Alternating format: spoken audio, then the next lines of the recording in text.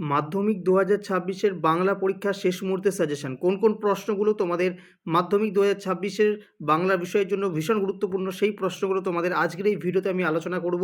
ঠিক আছে, কাজেই যারা মাধ্যমিকের ছাত্রছাত্রী রয়েছে তোমরা সকলেই সম্পূর্ণ ভিডিওটি দেখতে থাকো।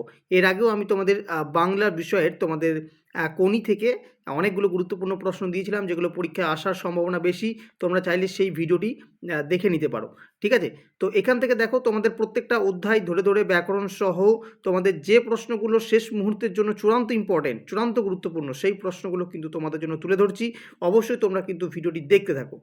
প্রথমেই তোমাদের যে বিষয়টা করতে হবে, তোমাদের প্রত্যেক ছাত্রছাত্রীকে বলে রাখছি, সেটা শর্ট প্রশ্নের জন্যই হোক বা বড় প্রশ্নের জন্যই হোক, সেটা হচ্ছে প্রত্যেকটা গদ্য বা পদ্যর কবি বা লেখকের নাম এবং সাথে উৎস কোথার থেকে নেওয়া হয়েছে, এই দুটো জিনিস কিন্তু খুব ভালো করে তোমাদের প্রত্যেক ছাত্রছাত্রী করে রাখতেই হবে।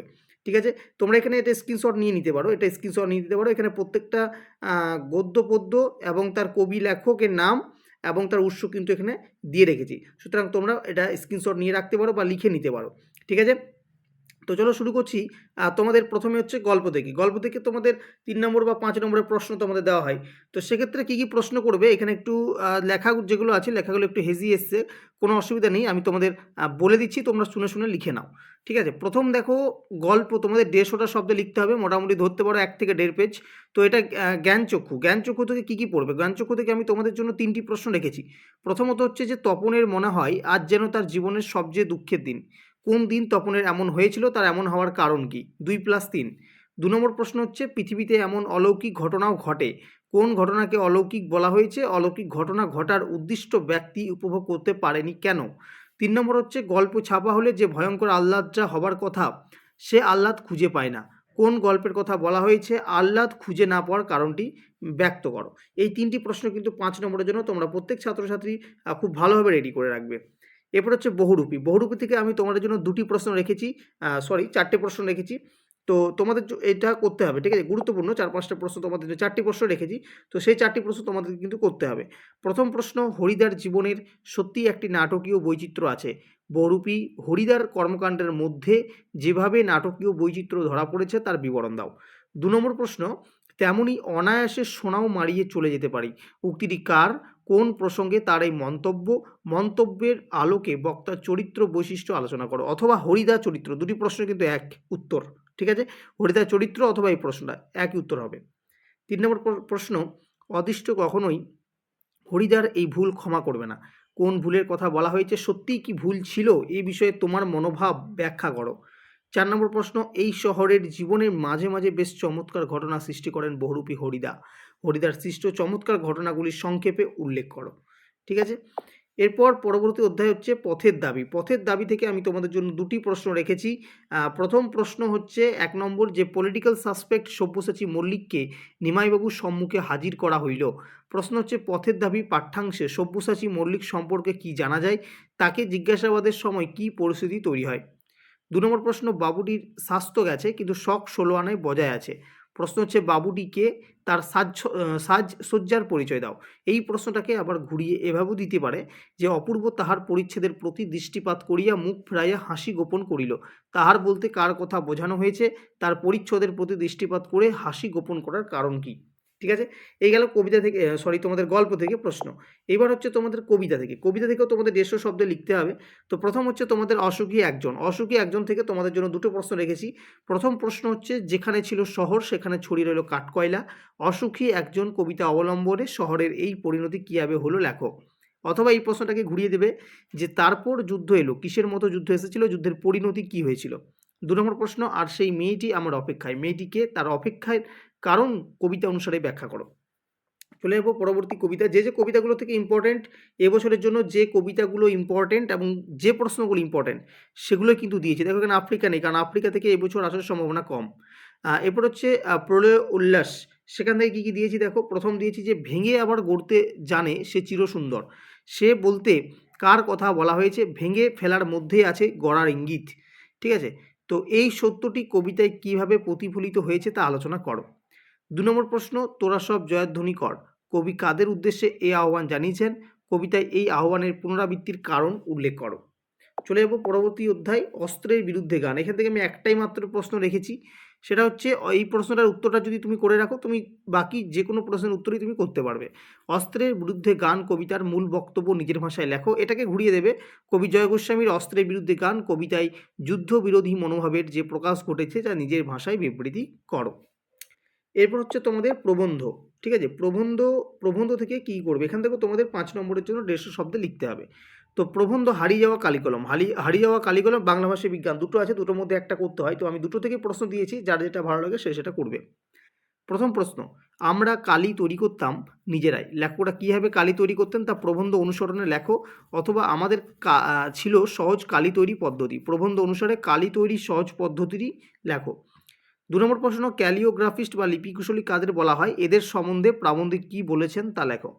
3 নম্বর প্রশ্ন, সব মিলিয়ে লেখালেখি রীতিমতো ছোটোখাটো একটা অনুষ্ঠান, লেখালেখি ব্যাপারটিকে ছোটোখাটো অনুষ্ঠান বলা হয়েছে কেন। 4 নম্বর প্রশ্ন, কলমকে বলা হয় তলোয়ারের চেয়েও শক্তিধর। প্রশ্ন হচ্ছে যে উত্তরটা তোমরা করবে এটা, ঠিক আছে, এটা ভীষণ গুরুত্বপূর্ণ। তো বিভিন্ন প্রকার কলমের পরিচয় দাও, উক্তিটির তাৎপর্য লেখো। 5 নম্বর প্রশ্ন, জন্ম নিল ফাউন্টেন পেন, ফাউন্টেন পেন বাংলায় কী নামে পরিচিত, নামটি কার দেওয়া বলে রচনায় উল্লেখ করা হয়েছে, ফাউন্টেন পেনের জন্ম কীভাবে হয়েছিল। ঠিক আছে, এই গেল হারিয়ে যাওয়া কালিকলম থেকে 5টি প্রশ্ন। চলে যাব পরবর্তী প্রবন্ধ, বাংলা ভাষায় বিজ্ঞান। এখান থেকে আমি তোমাদের মাত্র 4টি প্রশ্ন রেখেছি। ঠিক আছে, প্রথম প্রশ্ন হচ্ছে যে আমাদের অলংকারিকগণ শব্দে ত্রিবিধ কথা বলেছেন, শব্দের ত্রিবিধ কথাগুলি কি, প্রবন্ধ অবলম্বনে তা বুঝিয়ে লেখো। 2 নম্বর প্রশ্ন, বাংলা ভাষায় বিজ্ঞান চর্চায় এখনও নানা রকম বাধা আছে, লেখক কোন কোন বাধার কথা বলেছেন তা প্রবন্ধ অনুসারে লেখো। 3 নম্বর প্রশ্ন, এই কথাটি সকল লেখকেরই মনে রাখা উচিত, প্রশ্ন হচ্ছে যে কোন কথাটি মনে রাখা উচিত, কেন মনে রাখা উচিত বলে প্রাবন্ধিক মনে করেন। 4 নম্বর প্রশ্ন, অনেকে মনে করেন পারিভাষিক শব্দ বাদ দিয়ে বক্তব্য প্রকাশ করলে রচনা সহজ হয়, প্রশ্ন হচ্ছে আলোচ্য প্রবন্ধে পরিভাষার রচনা প্রসঙ্গে প্রাবন্ধিক যে মত প্রকাশ করেছেন তা আলোচনা করো। ঠিক আছে, এই গেল তোমাদের এখান থেকে 4টি প্রশ্ন। চলে যাব পরবর্তী আমাদের সিরাজউদ্দৌলা নাটক, সেখান থেকে কিন্তু অনেকগুলোই তোমাদের জন্য প্রশ্ন রেখেছি, 10টা প্রশ্ন রেখেছি। কারণ এখান থেকে তোমাদের এই কারণে রেখেছি, কারণ সিরাজউদ্দৌলা থেকে তোমাদের 2টি প্রশ্ন দেওয়া হয়, সেখান থেকে একটা করতেই হবে মাস্ট, অর্থাৎ সিরাজউদ্দৌলার সাথে অন্য কিছু থাকছে না, তাই তোমাদের এখান থেকে একটু বেশি পরিমাণ প্রশ্ন করতে হবে। ঠিক আছে, তো প্রথম প্রশ্ন হচ্ছে, এটা তোমাদের 125 শব্দে এবং এটা নম্বর 4 থাকে। ঠিক আছে, তোমরা প্রত্যেকে জানো। তো প্রথম প্রশ্ন হচ্ছে যে আমার এই অক্ষমতার জন্য তোমরা আমাকে ক্ষমা করো, কার উক্তি, তিনি কাদের কাছে কেন ক্ষমা চেয়েছেন। এটাই আবার ঘুরিয়ে দেবে, তোমাদের কাছে আমি লজ্জিত, বক্তা কে, কাকে উদ্দেশ্য করে এই বক্তব্য, বক্তার লজ্জিত হওয়ার কারণ কি। 2 নম্বর প্রশ্ন, সিরাজউদ্দৌলা চরিত্র, ভীষণ গুরুত্বপূর্ণ একটি প্রশ্ন। 3 নম্বর প্রশ্ন, ঘসেটি বেগমের চরিত্র, অথবা আমার রাজ্য নাই, আমার কাছে রাজনীতিও নাই, আছে প্রতিহিংসা, কে কার উদ্দেশ্যে কথা বলেছে, তার প্রতিহিংসার কারণ কি। 4 নম্বর প্রশ্ন, আজ কার রক্ত সে চায়, পলাশী রাক্ষসী পলাশী, কেন এই উক্তি করেছেন। 5 নম্বর প্রশ্ন, বাংলা শুধু হিন্দুর নয়, বাংলা শুধু মুসলমানের নয়, মিলিত হিন্দু মুসলমানের মাতৃভূমি গুলবাগ এই বাংলা, কাদের উদ্দেশ্যে কথা বলা হয়েছে, এই বক্তব্যের মধ্য দিয়ে বক্তার কী চারিত্রিক বৈশিষ্ট্য প্রতিফলিত হয়েছে। 6 নম্বর প্রশ্ন, বাংলার ভাগ্যকোষে আজ দুর্যোগের ঘনঘটা, তার শ্যামল প্রান্তরে আজ রক্তের আলপনা, বক্তা কে, কোন দুর্যোগের কথা এখানে বলা হয়েছে। 7 নম্বর প্রশ্ন, মনে হয় ওর নিঃশ্বাসে বিষ, ওর দৃষ্টিতে আগুন, ওর অঙ্গ সঞ্চালনে ভূমিকম্প, কে কার সম্পর্কে এবং কেন এই মন্তব্যটি করেছেন, অথবা দিয়ে হচ্ছে যে ওকে ওর প্রাসাদে পাঠিয়ে দিন জাহাপনা, ওর সঙ্গে থাকতে আমার ভয় হয়, বক্তা কে, তার এমন ভয় হওয়ার কারণ কি। পরবর্তী আরও 3টি প্রশ্ন রয়েছে, যে এই মুহূর্তে তুমি আমার দরবার ত্যাগ করো, বক্তা কাকে দরবার ত্যাগ করতে বলেছেন, তাকে দরবার ত্যাগ করতে বলার কারণ কি। 9 নম্বর প্রশ্ন করবে যে কিন্তু এই ভদ্রতার অযোগ্য তোমরা, কাকে উদ্দেশ্য করে কথাটি বলা হয়েছে, এ কথা বলার কারণ কি।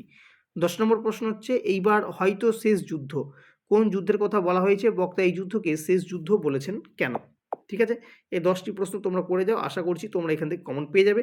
আর 3 নম্বরের যে প্রশ্নগুলো হয় সেগুলো, যে 5 নম্বরের প্রশ্ন যে লাইনগুলো দিলাম সেখান থেকেই আশা করি তোমরা কমন পেয়ে যাবে। ঠিক আছে, এরপর দেখো কোনি থেকে আমি অলরেডি আগেও সাজেশন দিয়ে দিয়েছি, তো এখানেও আমি কিছু সাজেশন তোমাদের জন্য তুলে ধরেছি, তোমরা আগের ভিডিওটি চাইলেও দেখতে পারো, বা এই ভিডিওতে এই প্রশ্নগুলিকেও তোমরা প্রস্তুতি নিতে পারো। ঠিক আছে, প্রথম প্রশ্ন করবে যে কোনির চরিত্রটি আলোচনা করো। 2 নম্বর পড়বে কোনির পারিবারিক জীবনের পরিচয় দাও। 3 নম্বর করবে এটা বুকের মধ্যে পুষে রাখো, কি পুষে রাখার কথা বলা হয়েছে, কি কারণে এই পুষে রাখা, অথবা দিয়ে আছে এটাই ওকে উত্তেজিত করে বোমার মতো ফাটিয়ে দেবে আসল সময়ে। এই ভাবনাটি কার ছিল? কোন ঘটনার পরিপ্রেক্ষিতে এই ভাবনা তা আলোচনা করো। এটা কিন্তু অথবা মানে তোমার বুকে পুষে রাখুক এই প্রশ্নটাকে ঘুরিয়ে এভাবে দিতে পারে। আবার এভাবেও ঘুরিয়ে দিতে পারে যে এরপর ক্ষিতীশ লক্ষ্য করলো কোনি জল থেকে উঠতে দেরি করছে। কোন ঘটনার পর কোনির এই পরিবর্তন ঘটে? 4 নম্বর প্রশ্ন, কোনির সংগ্রাম শুধু জলে নয়, দারিদ্র্য বঞ্চনার বিরুদ্ধে। কোনি উপন্যাস অবলম্বনে আলোচনা করো। এই প্রশ্নটাকে আবার ঘুরিয়ে দেবে যে দারিদ্র্য বঞ্চনার বিরুদ্ধে কোনির লড়াই সংক্ষেপে বর্ণনা করো, অথবা এটাকেই দেবে আবার ফাইট কোনি ফাইট, যেটা সবাই জানো, কোনির ফাইট দেওয়ার কাহিনী সংক্ষেপে বর্ণনা করো। 5 নম্বর প্রশ্ন, অভিনন্দন আর আদরে সে ডুবে যাচ্ছে। সে কে? তার অভিনন্দন আর আদরে ডুবে যাওয়ার কারণ কি? 6 নম্বর প্রশ্ন, তোর আসল লজ্জা আসল গর্বও জ্বলে। কোন প্রসঙ্গে এই উক্তির তাৎপর্য বিশ্লেষণ করো। 7 নম্বর প্রশ্ন, 4 বছরের মধ্যেই প্রজাপতি ডানা মেলে দিয়েছে। প্রজাপতি কি? কার তত্ত্বাবধানে কীভাবে প্রজাপতি ডানা মেলে দিয়েছে? 8 নম্বর প্রশ্ন, অবশেষে কোনি বাংলা সাঁতার দলের জায়গা পেল। কোনি কীভাবে বাংলা সাঁতার দলের জায়গা পেল তা সংক্ষেপে লেখো। 9 নম্বর প্রশ্ন, ওইটাই তো আমি রে, যন্ত্রটাই তো আমি, বক্তা কে? কোন প্রসঙ্গে তিনি এই মন্তব্য করেছিলেন? 10 নম্বর প্রশ্ন, জোচ্চুরি করে আমাকে বসিয়ে রেখে এখন ঠেকায় পড়ে এসেছে আমার কাছে। বক্তার এই অভিমানের কারণ কি? এর পরবর্তী ঘটনার সংক্ষেপে লেখো। 11 নম্বর প্রশ্ন, প্রথম দিকেই লীলাবতী বিদ্রোহী হয়েছিল। লীলাবতী চরিত্রে পরিচয় দাও, তার বিদ্রোহের কারণ কি? 12 নম্বর প্রশ্ন, আমার বিরুদ্ধে চার্জগুলো স্পষ্ট করে চিঠিতে বলা নেই। কার বিরুদ্ধে কে অভিযোগ এনেছিল? অভিযোগগুলি কী ছিল? উদ্দিষ্ট ব্যক্তি অভিযোগগুলি কী জবাব দিয়েছিল? তো এখান থেকে 12টি প্রশ্ন দিলাম, কারণ এখান থেকে তোমাদের 2টি প্রশ্ন অ্যাটেম্প করতে হবে, সুতরাং একটু বেশি পরিমাণ পড়াশোনা করতে হবে। এরপর হচ্ছে তোমাদের বঙ্গানুবাদ। তোমরা যেগুলো করবে, হ্যাঁ, এটা সহজে কমন পড়ে না, তারপরেও যে বিষয়গুলো তোমাদের আসার মতো বা ইম্পর্ট্যান্ট সেগুলো তোমরা দিয়ে দিয়েছি। আমি এগুলো বলছি না, একের পর এক তোমরা এটা স্ক্রিনশট নিয়ে নাও অথবা লিখে নাও এবং এগুলো কিন্তু প্রস্তুত করো। 1 নম্বরটা দেখো, 2 নম্বর, 3 নম্বর, ঠিক আছে? পরবর্তী পেজে দেখো কি কি আছে, স্ক্রিনশট নিয়ে নাও এটা। 4 নম্বর, 5 নম্বর, 6 নম্বর, 7 নম্বর, ঠিক আছে? তার পরবর্তী হচ্ছে 8 নম্বর, 8 নম্বর আছে, 8 নম্বর, 9 নম্বর, 10, 11, ঠিক আছে? 11, আর একটা হচ্ছে তোমার 12 নম্বর। দাঁড়াও, 12, 13, 14, মোট 14টা আমি তোমাদের বঙ্গানুবাদ দিয়েছি। আশা করি এখান থেকে কমন পড়ে যেতে পারে, ঠিক আছে? তোমরা এগুলো প্রস্তুতি নাও। এছাড়াও তোমাদেরকে আরও একেবারে হুবহু কমন পেতে গেলে আরও অনেক পড়তে হবে। তো তারপরেও এগুলো তোমাদের গুরুত্বের নিরিখে অনেকটাই এগিয়ে, সুতরাং এগুলো প্রস্তুতি করলেও তোমরা কিন্তু কমন পেতে পারো। আচ্ছা, এরপর হচ্ছে সংলাপ তোমরা কি করবে দেখো। প্রথম করবে যে পথ নিরাপত্তা বিষয়ে 2 বন্ধুর মধ্যে একটি কাল্পনিক সংলাপ রচনা। 2 নম্বর হচ্ছে শিশুশ্রম একটি সামাজিক অপরাধ। 3 নম্বর হচ্ছে প্লাস্টিক ব্যবহার নিয়ে 2 বন্ধুর মধ্যে কাল্পনিক সংলাপ। 4 নম্বর হচ্ছে মাধ্যমিক পরীক্ষায় উত্তীর্ণ হওয়ার পর জীবনের লক্ষ্য। 5 নম্বর হচ্ছে মোবাইলে ভালো মন্দ অথবা ইন্টারনেটের ভালো মন্দ। 6 নম্বর হচ্ছে অনলাইন ক্লাসের সুবিধা অসুবিধা। 7 নম্বর হচ্ছে বিশ্ব স্নান বা জল সংকট। আচ্ছা, প্রতিবেদন তোমরা কি করবে। প্রতিবেদন যেগুলো ইম্পর্টেন্ট তোমাদের এবছরের জন্য সেগুলো হচ্ছে নিত্য প্রয়োজনীয় দ্রব্যের মূল্য ঊর্ধ্বমুখী, এ বিষয়ে সংবাদপত্রের জন্য একটি প্রতিবেদন রচনা করো। 2 নম্বর হচ্ছে তোমাদের বিদ্যালয়ে অনুষ্ঠিত বৃক্ষরোপণ উৎসব। বিদ্যালয়ে অনুষ্ঠিত যে কোনো অনুষ্ঠান, ঠিক আছে? তোমার হয়তো হতে পারে বৃক্ষরোপণ উৎসব অথবা তোমার যে কোনো অনুষ্ঠান তোমাকে দিতে পারে, সুতরাং তার উপর ভিত্তি করে একটা তুমি প্রতিবেদন প্রস্তুত করে যাবে। 3 নম্বর হচ্ছে গাছ কাটার বিরুদ্ধে এলাকাবাসীর প্রতিরোধ, এই বিষয়ে সংবাদপত্রের জন্য একটি প্রতিবেদন রচনা। 4 নম্বর হচ্ছে জলা বুঝিয়ে সবুজ ধ্বংস করে আবাসন নয়। 5 নম্বর হচ্ছে নিজস্ব সেলফি তুলতে গিয়ে দুর্ঘটনা। 6 নম্বর হচ্ছে ছাত্রছাত্রীদের মধ্যে মোবাইল ফোন ব্যবহারের অধিক প্রবণতা ও তার ক্ষতিকর প্রভাব। 7 নম্বর হচ্ছে অনলাইন গেমিংয়ের শিকার হলো কিশোর, এই বিষয়ে একটি প্রতিবেদন রচনা, ঠিক আছে? এরপর আরও কিছু তোমাদের রয়েছে 3টে। প্রথম 8 নম্বর যেটা রয়েছে যে রক্তদানের উপযোগিতা অথবা একটি রক্তদান শিবির আয়োজন, ডেঙ্গু প্রতিরোধ সচেতনতা, পলিথিনের ব্যবহার বাড়াচ্ছে দূষণ। এরপর তোমাদের প্রবন্ধ রচনা, যেটার জন্য অনেক ছাত্রছাত্রী কিন্তু অনেক অনুরোধ করেছিলে। তো তোমাদের প্রবন্ধ রচনা তোমাদের 10টা আমি দিয়ে রেখেছি। এখান থেকে তোমরা একদম 100% তোমরা 2 থেকে 3টে কমন পেয়ে যাবে, ঠিক আছে? একদম 100% কমন পেয়েই যাবে, ঠিক আছে? সুতরাং এগুলো প্রস্তুত করে যাও। এখানে তো আমাদের 10 নম্বর থাকে, 10 নম্বর কিন্তু তোমাদেরকে একেবারে সঠিকভাবে সুন্দরভাবে কিন্তু অ্যাটেম্প করতেই হবে। তো প্রথম যেটা করবে সেটা হচ্ছে বিজ্ঞান ও কুসংস্কার। 2 নম্বর যেটা করবে বাংলার উৎসব। 3 নম্বর বাংলার ঋতু বৈচিত্র্য। 4 নম্বর পরিবেশ দূষণতার প্রতিকার অথবা পরিবেশ রক্ষায় ছাত্রছাত্রীদের ভূমিকা। 5 নম্বর করবে একটি স্মরণীয় অভিজ্ঞতা। 6 নম্বর করবে ভ্রমণের মূল্য অথবা একটি ভ্রমণের অভিজ্ঞতা। 7 নম্বর করবে একটি গাছ একটি প্রাণ। 8 নম্বর করবে তোমার জীবনের লক্ষ্য। 9 নম্বর করবে বিশ্ব উষ্ণায়ন এবং 10 নম্বর করবে সাহিত্য পাঠের উপযোগিতা। এই কটা রচনার মধ্যে আশা করি এবছর মাধ্যমিক 2026 একটা রচনা তোমাদের কমন পড়ে যাবে। ঠিক আছে? তো মাধ্যমিক 2026 এর জন্য বাংলার সম্পূর্ণ সাজেশন, লাস্ট মিনিট সাজেশন আমি তোমাদের এই ভিডিওর মাধ্যমে তুলে ধরলাম। আশা করছি তোমরা এই ভিডিও থেকে তোমাদের শেষ মুহূর্তের সাজেশনের জন্য, বাংলা সাজেশনের জন্য অনেকখানি হেল্প পেয়েছো। তো ভিডিওটি যদি তোমাদের ভালো লেগে থাকে অবশ্যই লাইক করবে, বন্ধুদের সাথে শেয়ার করবে। আর আমাদের চ্যানেলে প্রথমবার হলে অবশ্যই কিন্তু চ্যানেলটিকে সাবস্ক্রাইব করতে একেবারে ভুলবে না। এর পরবর্তী ভিডিওগুলোতে আমরা অন্যান্য বিষয়ে সাজেশন নিয়ে তোমাদের সামনে তুলে ধরবো। আজকের ভিডিও তবে এই পর্যন্ত রাখি।